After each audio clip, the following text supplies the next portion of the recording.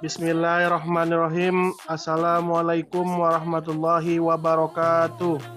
Pada kesempatan kali ini, kami akan mempresentasikan makalah kami pada kelompok 1 yang beranggotakan Farhan, Gaisa Zahira Sofa, Khairunisa, Tessa Rianda, dan Sarah Yuliani. Selanjutnya akan dipresentasikan oleh Gaisa Zahira Sofa, dipersilahkan.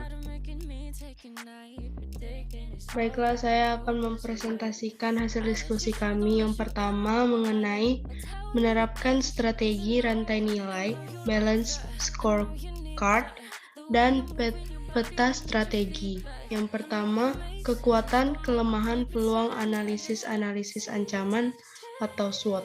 Analisis SWOT adalah prosedur sistematis untuk mengidentifikasi faktor-faktor penentu keberhasilan perusahaan, kekuatan dan kelemahan internalnya, serta peluang dan ancaman eksternalnya.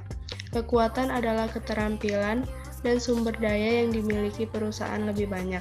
Kekuatan dan kelemahan paling mudah diidentifikasi dengan melihat ke dalam perusahaan pada sumber daya spesifiknya, yaitu lini produk, manajemen, penelitian dan pengembangan, operasi, pemasaran, dan strategi. Analisis rantai nilai. Analisis rantai nilai adalah analisis strategis yang digunakan untuk lebih memahami keunggulan kompetitif perusahaan.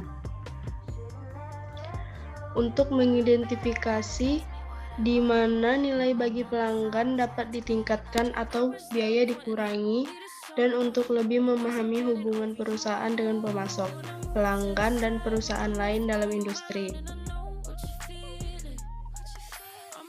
Rantai nilai dapat dianggap sebagai 3 fase utama secara berurutan.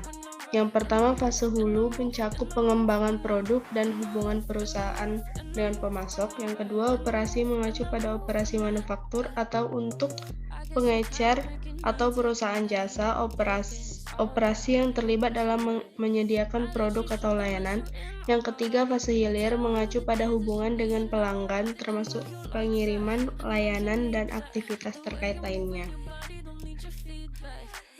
Selanjutnya akan dibacakan oleh Khairunisa, dipersilahkan. Baiklah, materi selanjutnya akan saya jelaskan mengenai manajemen biaya dasar konsep, pembebanan biaya dan alokasi biaya. Yang pertama, biaya langsung dan tidak langsung. Pembebanan biaya adalah proses membebankan biaya sumber daya ke kumpulan biaya, dan kemudian dari kumpulan biaya ke objek biaya. Yang kedua, alokasi digunakan untuk biaya tidak langsung. Biaya langsung dapat dengan mudah dan ekonomis ditelusuri langsung ke kolom biaya atau objek biaya. Misalnya, biaya bahan yang diperlukan untuk produk tertentu adalah biaya langsung karena dapat ditelusuri langsung ke produk. Yang kedua, biaya tidak langsung dari biaya ke kumpulan biaya atau dari kumpulan biaya ke objek biaya. Pembebanan biaya tidak langsung ke kumpulan biaya dan objek biaya disebut alokasi biaya. Penggerak biaya yang digunakan untuk mengalokasikan atau membebankan biaya ini ke objek biaya sering disebut dengan basis alokasi. Biaya pekerjaan. Sistem pembiayaan penetapan biaya adalah proses mengumpulkan, mengklarifikasikan, dan menetapkan bahan langsung, tenaga kerja, dan biaya overhead pabrik ke objek biaya. Yang paling umum adalah produk, layanan kejahatan, atau proyek. Akumulasi biaya. Apakah perhitungan biaya pekerjaan atau proses? Biaya dapat diakumulasikan dengan menelusuri biaya ke produk atau layanan tertentu, atau dengan akumulasi biaya, menghitung biaya di tingkat departemen, dan kemudian mengalokasikan biaya ini dari departemen ke produk atau layanan. Jenis pertama disebut biaya pekerjaan, dan yang terakhir adalah biaya proses. Di sebuah sistem penetapan biaya pekerjaan terdiri dari produk individu atau batch produk atau jasa. Sistem penetapan biaya pekerjaan tepat ketika sebagian besar biaya yang dikeluarkan untuk pekerjaan itu dapat dengan mudah diidentifikasi. Selanjutnya akan dibacakan oleh Sarah Yuliani, dipersilahkan. Baiklah, saya akan menjelaskan materinya. Pengukuran biaya, perhitungan biaya aktual, normal atau standar.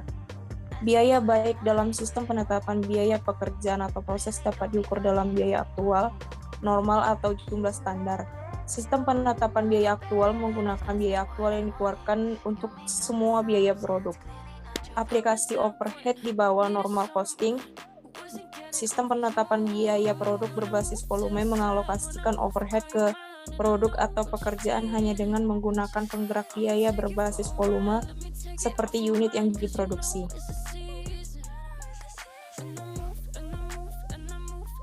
Peran strategis penetapan biaya untuk bersaing dengan sukses.